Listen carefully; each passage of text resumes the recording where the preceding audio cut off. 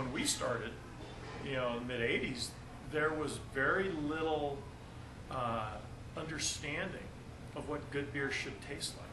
And so there was a lot of stuff being passed off as good that wasn't. And as the consumer became educated, they turned away from those beers. And I think now the bar is significantly higher. I mean, you've just touched on a subject that really is near and dear to my heart. On the one hand, I've said somewhat tongue-in-cheek, but your beer, the beer you drink, should not inflict physical pain.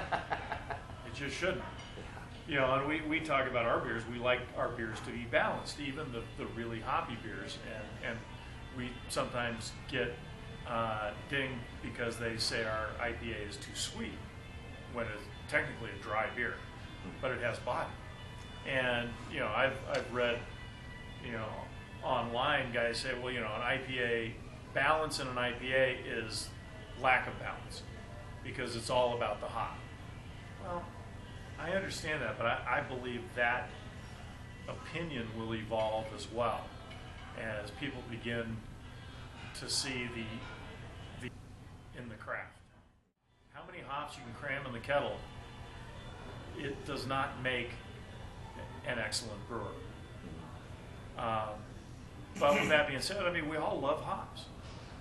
Mirapon Pale Ale at 40 or 45 IBUs, was kind of an extreme beer when it came out. It was a very hop-forward Cascade hop beer.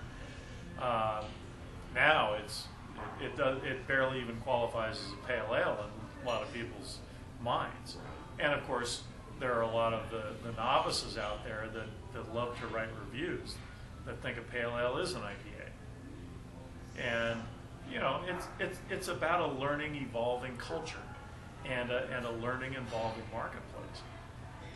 And I think it's, on the one hand, even though it's sometimes frustrating for us, I think it's a wonderful thing.